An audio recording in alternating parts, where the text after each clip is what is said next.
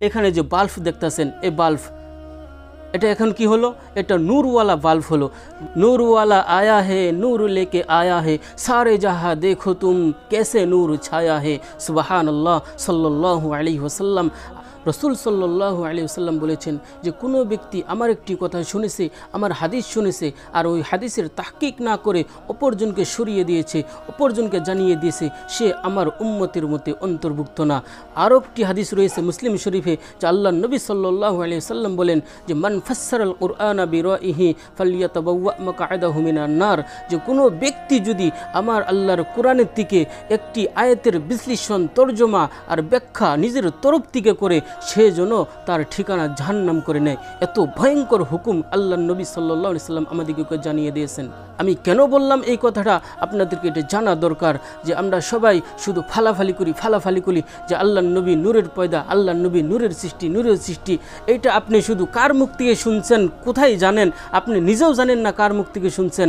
আরে আপনারা যারা মানেন আপনাদের হুজুর আমার কাছে রয়েছে যে কানজুল ইমান, দেখেন কানজুল ইমান, এখানে আজ হজরত আলা হজরত মুজাদ্দিদ আজম আল্লামা আহমদ রেজা খা সাহিব বেরুলবি কদ সর্রাহু, এখন উনি রহমতুল্লাহি আলাই, ইনি বড় ছিলেন, অবশ্যই ইনি ভুল করতে পারেন না, ইনি শুদ্ধটা লিখে গিয়েছেন যে উনি এখানে লিখেছেন যে কদ জাআকুম মিনাল্লাহি নূরু ওয়া কিতাবুম মুবিন।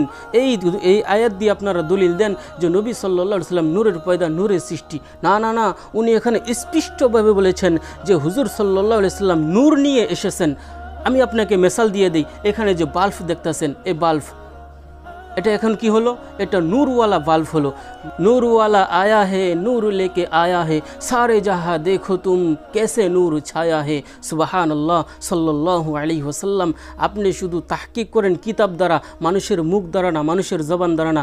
আলা হযরত রাহমাতুল্লাহ আলাইহি উনি কি বলেছেন যে কিতাবে আপনি দেখেন আর তফসিরে মাজাহিরি খুলে দেখেন, তফসিরে ইবনে কাসির দেখেন, আপনি তফসিরে মারিফুল কোরআন দেখেন, তফসির ইবনে কাসির দেখেন, অসংখ্য তফসির দেখেন, শুধু এই কথাই ভাবেন যে আল্লাহর তরফ থেকে আল্লাহ রাব্বুল আলামিন নূরওয়ালা একজন তোমাদেরকে পাঠিয়ে দিয়েছেন, নূরওয়ালা যিনি নাকি এই বিশ্ববাসীকে নূরের রাস্তা দেখিয়েছেন, পহরওয়ালা রাস্তা দেখিয়েছেন, জান্নাতের রাস্তা দেখিয়েছেন। তিনি আগে চলছেন নূর নিয়ে, বাতি নিয়ে, আলো নিয়ে। আমরা তিনার পাশে যাইতাছি, যেরকমভাবে একজন লাইটওয়ালা আগে গেতাছে আর আমরা তিনার পাশে আমরা কখনো অন্ধকার গাতায় পাড়া দিব না, অন্ধকারে কোনোদিন পাগারে পড়ব না, ওনার পিছনে যদি চলি।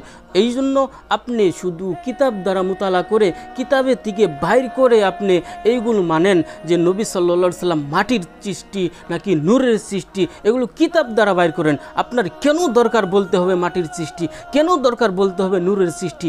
আরে উনি যা বলেছেন তাই করেন, উনি যা করেছেন তাই করেন, উনি যা হুকুম দিয়েছেন তাই করেন।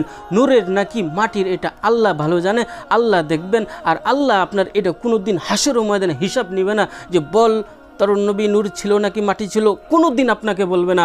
আপনাকে বলবে আখিরি নবী সাল্লাল্লাহু আলাইহি সাল্লাম যে পেগাম নিয়ে গেছিল কি আমল করেছস, আমি কোরআন দিয়েছিলাম, আমার কোরআন নবী সাল্লাল্লাহু আলাইহি সাল্লামের জরিয়া তোদেরকে দিয়েছিলাম, কি আমল করেছস, এইটা বলবে, নামাজের হিসাব বলবে। আপনাকে এই নূর আর এই মাটি কখনো বলবে না।